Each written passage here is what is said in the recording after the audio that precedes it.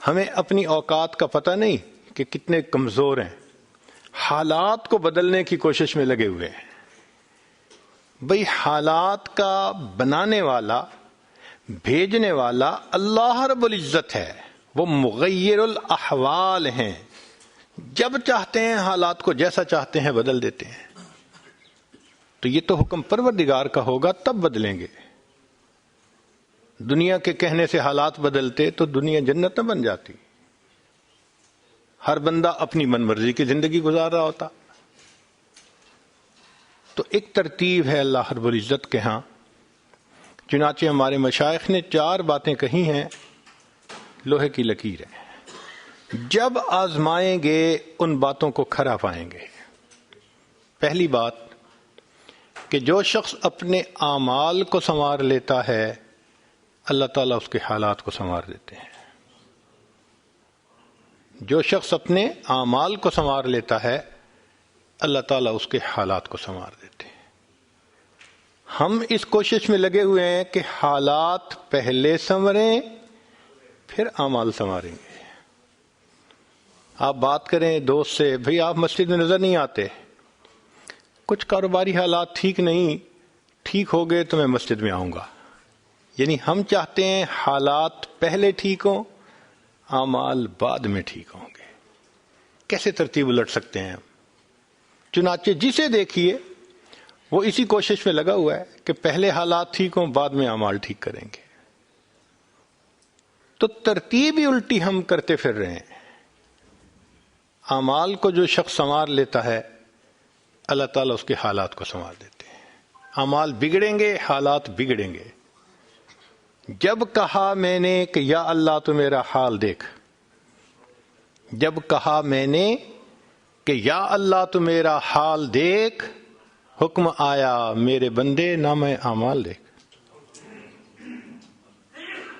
ہم حالات کا تو شکوہ کرتے ہیں، اپنے عمل تو نہیں نہ دیکھتے۔ تو اعمال کو سنوارنے سے اللہ تعالی حالات کو سنوار دیتے ہیں۔ ہم اپنے اندر تقوی اور صبر و ضبط پیدا کریں، اللہ رب العزت ہر دور اور ہر زمانے میں تقوی اور صبر والے بندے کو فرش سے اٹھائیں گے، عرش کے اوپر بٹھائیں گے، تخت کے اوپر بٹھائیں گے۔ اب تقوی اور صبر کی طرف تو ہم آتے نہیں، چاہتے ہیں زندگی تو رہے جیسے ہم گزار رہے ہیں، حالات سیدھے ہو جائیں۔ کیسے حالات سیدھے ہو سکتے ہیں؟ سمپل سی مثال ہے کہ بجلی سے ایک مشین چلتی ہے، اب ایک بندہ مشین کو روکنا چاہتا ہے، ایک ہی ترتیب ہے کہ پیچھے سے بٹن بند کرو۔ آپ بٹن بند نہیں کریں گے، ہاتھ سے مشین کو پکڑ کے روکنے کی کوشش کریں گے، ہاتھ کٹوا بیٹھیں گے، سارا دن زور آزمائی کریں گے، مشین کہاں رکے گی؟ تو عقل مند بندہ مشین کو پکڑ کے نہیں کھڑا ہوتا، وہ سوئچ کو بند کرتا ہے۔ حالات کا سوئچ اللہ رب العزت کے ہاتھ میں ہے۔ تو ادھر رجوع کرنے کی بجائے کہ اللہ حالات کو ٹھیک کر دیجئے، ہم حالات کی مشین کے ساتھ کشتی کر رہے ہیں۔ کون ہمیں عقل مند کہے؟ تو پہلی بات، جو شخص اپنے اعمال کو ٹھیک کر لیتا ہے اللہ رب العزت اس کے حالات کو ٹھیک کر دیتے ہیں۔ دوسری بات، جو شخص اپنی آخرت کو سنوار لیتا ہے اللہ تعالیٰ اس کی دنیا کو سنوار دیتے ہیں۔ ہم پھر الٹے چاہتے ہیں کہ پہلے دنیا سنورے پھر ہم آخرت سنواریں گے، یہاں پھر ہم غلطی کرتے ہیں، دن رات دنیا سنوارنے میں لگے ہوئے ہیں، پزل بنی ہوئی ہے، ایک حصہ جوڑتے ہیں تو دوسرا ٹوٹتا ہے، وہ توڑتے ہیں تو پہلا ٹوٹتا ہے، ہر بندہ لگا ہوا ہے اسی کوشش میں۔ تو اللہ رب العزت کے ہاں ترتیب یہ ہے۔ اس کی مثال اگر دیکھنی ہو، صحابہ رضی اللہ عنہ کی مبارک زندگیوں کو دیکھیے، انہوں نے اپنی آخرت کو سنوارا، اللہ نے اس کے نتیجے میں ان کی دنیا کو سنوار دیا۔ بات کیا تھی کہ نہ کیسر و کسریٰ سے دبے، چند وہ لوگ کے اونٹوں کے چرانے والے، اور جن کو کافور پہ ہوتا تھا نمک کا دھوکا، بن گئے دنیا کی تقدیر بدلنے والے۔ انہوں نے اپنی آخرت کو سنوارا، اللہ نے دنیا سنواری۔ کیسے؟ اطمینان، اتنا اطمینان کہ یمن سے جوان عورت چلتی ہے اور مدینہ طیبہ پہنچتی ہے اور پورے راستے میں کوئی اس کی طرف آنکھ اٹھا کر دیکھنے والا نہیں ہوتا۔ اللہ نے مال و دولت کے اتنے ڈھیر عطا کیے تھے۔ انس اللہ عنہ کہتے ہیں کہ میں لکڑی کاٹنے والے کلہاڑے سے سونے کی اینٹوں کو توڑا کرتا تھا۔ اب لکڑی کے کلہاڑے سے جو سونا ٹوٹے گا وہ تولوں میں اور گراموں میں تو نہیں نہ ہو سکتا۔ اللہ نے اتنی دولت ان کے قدموں میں ڈال دی تھی۔ بچہ پیدا ہوتا تھا، اس کا روزینہ متعین تھا۔ سیدنا عمر رضی اللہ عنہ نے ایک رات دیکھا، ایک عورت چھوٹے سے بچے کو روٹی کا ٹکڑا کھلانے کی کوشش کر رہی ہے، بچہ رو رہا ہے۔ پوچھا کیوں کر رہی ہو؟ کہنے لگی کہ امیر المومنین نے قانون بنایا ہوا ہے کہ جب بچہ دودھ چھوڑے گا پھر ہم بیت المال سے روزینہ متعین کریں گے، تو میں کوشش کر رہی ہوں۔ عمر رضی اللہ عنہ آئے، بہت روئے۔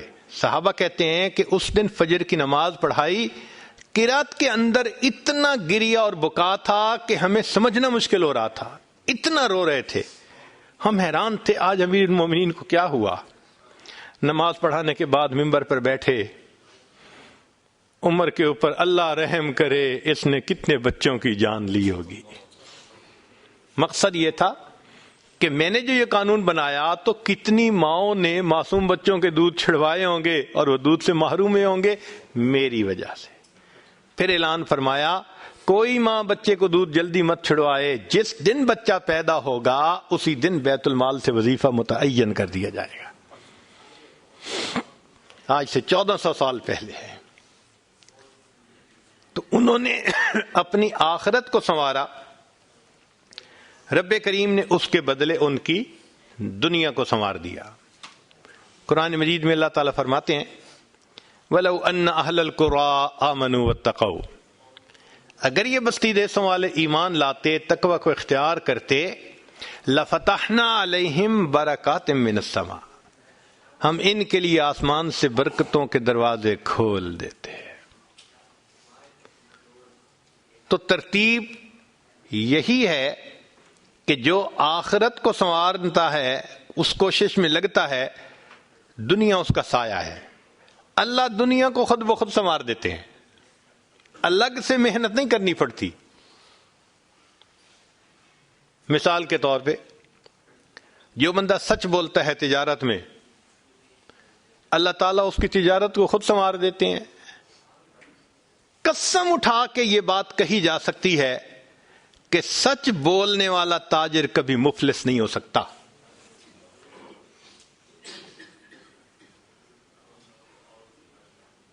پاسبل ہی نہیں کہ سچ کی بنیاد ہو اور اس میں برکت نہ ہو۔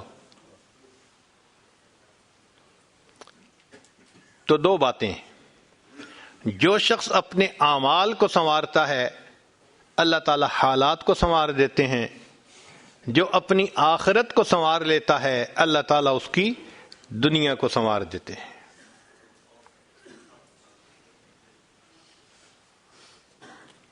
ہارون رشید اپنی کھڑکی میں سے نیچے دیکھ رہا ہے، مسجد کے دروازے پر امام ابو یوسف رحمۃ اللہ علیہ تشریف لا رہے ہیں اور ان کے پیچھے دو شاگرد ساتھ ساتھ جڑے ہوئے ہیں۔ دونوں چاہتے ہیں کہ میں جوتے اٹھاؤں، ہر ایک اس کوشش میں ہے۔ جب امام ابو یوسف رحمۃ اللہ نے جوتے اتارے تو ان میں سے ایک بچے کا ہاتھ ایک جوتے پہ پڑا، دوسرے کا ہاتھ دوسرے جوتے پہ پڑا، دونوں نے ایک ایک جوتا اٹھا لیا۔ پھر انہوں نے فوراً آپس میں یہ طے کر لیا کہ ایک نے کپڑا بچھایا، رومال، ایک نے بھی جوتا ڈالا، دوسرے نے بھی اس میں ڈال دیا، ایک نے ایک طرف سے پکڑ لیا، دوسرے نے دوسری طرف سے، کہ دونوں کو جوتے اٹھانے کا اجر مل جائے۔ حضرت آگے جا رہے ہیں اور پیچھے دو طالب علم اس طرح جوتے لے کے جا رہے ہیں کہ رومال کے اندر جوتے ہیں، ایک نے بھی پکڑا ہوا ہے دوسرے میں بھی پکڑا ہوا ہے۔ ہارون رشید نے دیکھا تو ٹھنڈی سانس لی، بیوی نے پوچھا ہارون رشید کیا ہوا؟ کہنے لگا یوں تو دنیا ہمیں بادشاہ کہتی ہے، ہمارے جوتے اٹھانے کے لیے بھلا کون جھگڑتا ہے؟ یوں تو دنیا ہمیں بادشاہ کہتی ہے، ہمارے جوتے اٹھانے کے لیے بھلا کون جھگڑتا ہے۔ جو آخرت سنوارتا ہے اللہ ایسے دنیا سنوارتے ہیں کہ دنیا جوتے اٹھانے کے لیے جھگڑتی ہے آپس میں۔ تو فرمایا کہ جو اپنی آخرت کو سنوار لیتا ہے اللہ تعالیٰ اس کی دنیا کو سنوار دیتے ہیں۔ چنانچہ ایک سیاح ہندوستان آیا گھومنے پھرنے کے لیے، اجمیر شریف بھی گیا، وہاں اس نے حضرت خواجہ معین الدین چشتی اجمیری رحمۃ اللہ علیہ کے مزار پہ دیکھا مسلمان بھی آ رہے ہیں اور ہندو بھی آ رہے ہیں اور سکھ بھی آ رہے ہیں۔ اللہ کی شان، اللہ رجوع دے دیتا ہے نا، سبھی آ رہے ہیں دعائیں مانگ رہے ہیں۔ تو وہ بڑا حیران کہ ہر کمیونٹی کے لوگ آ رہے ہیں، ہر مذہب کے لوگ آ رہے ہیں۔ تو جب واپس گیا تو بیوی نے پوچھا کہ بتائیں آپ نے کون سی انوکھی چیز وہاں دیکھی؟ تو اس نے کہا ہاں میں نے ایک چیز انوکھی دیکھی کہ ایک شخص قبر میں لیٹا ہوا تھا مگر لوگوں کے دلوں پر حکومت کر رہا تھا۔ ایک شخص قبر میں لیٹا ہوا تھا مگر لوگوں کے دلوں پہ حکومت کر رہا تھا۔ اللہ تعالیٰ یوں دنیا سنوارتے ہیں۔ تو دو باتیں، جو شخص اپنی اعمال کو سنوار لیتا ہے اللہ تعالیٰ اس کے حالات کو سنوار دیتے ہیں، اور جو شخص اپنی آخرت کو سنوار لیتا ہے اللہ تعالیٰ اس کی دنیا کو سنوار دیتے ہیں۔ تیسری بات کہ جو شخص اللہ رب العزت سے اپنے تعلق کو سنوار لیتا ہے اللہ مخلوق سے اسے تعلق کو سنوار دیتے ہیں۔ آج ہم چاہتے ہیں چچا راضی ہو جائے، پھپھو راضی ہو جائے، بہن راضی ہو جائے، اور عجیب بات ہے یہ رشتہ داریوں کے معاملے ہیں ہی ایسے، کھاؤں کدھر کی چوٹ بچاؤں کدھر کی چوٹ، سمجھ ہی نہیں لگتی کہ سب کو کیسے راضی کیا جائے۔ انسان حیران ہوتا ہے، اور جی ہم تو سب کے ساتھ اچھا کرتے ہیں مگر پتہ نہیں رشتہ دار ہم سے راضی نہیں ہوتے۔ اس کے پیچھے بھی راز ہے، کیوں کہ ہم نے اللہ سے اپنے تعلق کو تو سنوارا نہیں ہوتا، مخلوق سے تعلق کیسے سنورے گا؟ تو فرمایا کہ جو شخص اللہ رب العزت سے اپنے تعلق کو سنوار لیتا ہے اللہ تعالی مخلوق کے ساتھ اس کے تعلق کو سنوار دیتے ہیں۔ اگر اس کی مثال دیکھنی ہے تو نبی علیہ الصلوۃ والسلام کی مبارک زندگی کو دیکھیے۔ ایک وہ وقت بھی تھا کہ جب اپنے رشتہ دار نبی علیہ الصلوۃ والسلام کو تکلیف پہنچاتے تھے، آپ بازار میں آگے آگے دعوت کا کام کرتے تھے اور پیچھے آپ کا چچا ابو لہب لوگوں کو کہتا تھا کہ یہ شخص غلط بیانی کر رہا ہے، تم اس کی بات مت ماننا، اپنے مخالفت کرتے تھے۔ ایک وہ وقت بھی تھا۔ پھر ایک وہ وقت آیا کہ جب اپنوں نے مکہ مکرمہ میں جینا تنگ کر دیا، اور نبی علیہ الصلوۃ والسلام نے بیت اللہ کو دیکھ کر کہا بیت اللہ میں تجھے کبھی نہ چھوڑتا مگر مکہ کے رہنے والے مجھے یہاں بسنے نہیں دیتے۔ مبارک آنکھوں میں آنسو تھے اور اللہ کے حبیب جدا ہو رہے تھے۔ پھر کیا ہوا؟ 10 سال کے ہی عرصے میں حالات نے وہ پلٹا کھایا کہ جب آپ آ کر فاتح مکہ بن کر بیٹھے تو وہی قریش تھے جو قدموں میں آ کر پڑ گئے اور انہوں نے آپ کی غلامی اختیار کر لی۔ ہندا نے کہا جتنے خیمے دنیا میں تھے سب سے زیادہ آپ کے خیمے سے مجھے نفرت ہوا کرتی تھی، آج جتنے خیمے ہیں سب سے زیادہ محبت مجھے آپ کے خیمے سے ہے۔ اللہ اکبر کبیرہ۔ تو جو شخص اللہ سے اپنے تعلق کو سنوار لیتا ہے اللہ مخلوق سے اس کے تعلق کو سنوار دیتے ہیں۔ فضیل بن عیاض رحمۃ اللہ علیہ فرماتے ہیں مجھ سے جب بھی اللہ تعالیٰ کی نافرمانی ہوئی، مجھ سے جب بھی اللہ تعالیٰ کی نافرمانی ہوئی میں نے اس نافرمانی کا اثر اپنے ماتحتوں کے اندر دیکھا۔ یہ ریفلیکشن ہوتی ہے، ہم اللہ کی نافرمانی کرتے ہیں، اللہ مزہ چکھا دیتے ہیں کہ اپنے جو ماتحت ہوتے ہیں ان کو نافرمان بنا دیتے ہیں. اچھا بھائی تم ذرا اس کو ایکسپیرینس کرو ذرا. وہ جی کیا کریں، بیوی سنتی ہی نہیں ہے، حضرت بس اولاد افلاطون بن گئی ہے، حضرت بچے نے ذلیل کر دیا ہے. کیوں شکوے ہوتے ہیں ہمیں کہ ہمارے ماتحت ہماری نہیں مانتے، جبکہ ہم اپنے آقا کی نہیں مان رہے ہوتے. فرماتے ہیں کہ جب بھی مجھ سے اللہ تعالیٰ کی نافرمانی ہوئی، میں نے آزما کے دیکھا، یا تو بیوی نے میری نافرمانی کی، یا میری اولاد نے میری نافرمانی کی، یا میرے نوکروں نے، غلاموں نے، انہوں نے میری نافرمانی کی، یا کم از کم میری سواری کے جانور نے میری نافرمانی کی. یہ ہے عدل کا بدلہ. اپنے آقا کی نافرمانی کریں گے، اللہ تعالیٰ ماتحتوں کو نافرمان بنا کر دکھائیں گے. اس لیے اولاد کے شکوے کرنے کی ضرورت نہیں ہے، بیوی کے شکوے کرنے کی ضرورت نہیں ہے. سمپل سی بات ہے، اللہ رب العزت سے اپنے تعلق کو سنوار لیجئے، اللہ تعالیٰ مخلوق سے ہمارے تعلق کو سنوار دیں، سب کے دلوں میں محبت ڈال دیں گے.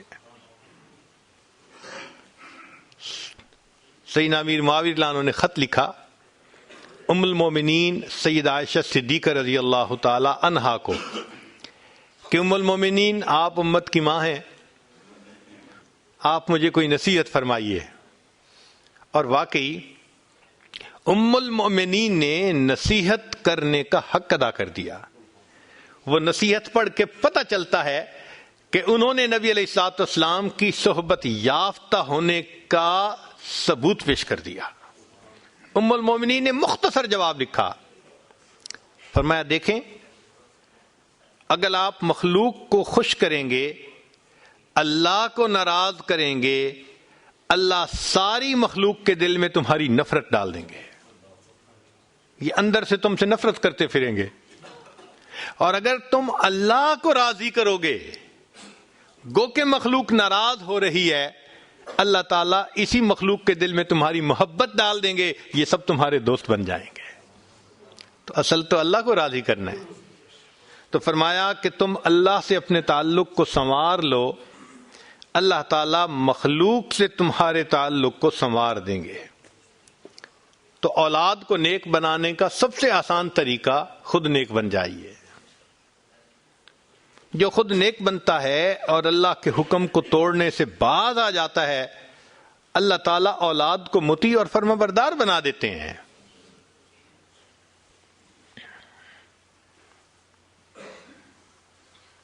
تو اب تک 3 باتیں. جو شخص اپنے اعمال کو سنوار لیتا ہے، اللہ تعالیٰ اس کے حالات کو سنوار دیتے ہیں. جو اپنی آخرت کو سنوار لیتا ہے، اللہ اس کی دنیا کو سنوار دیتے ہیں.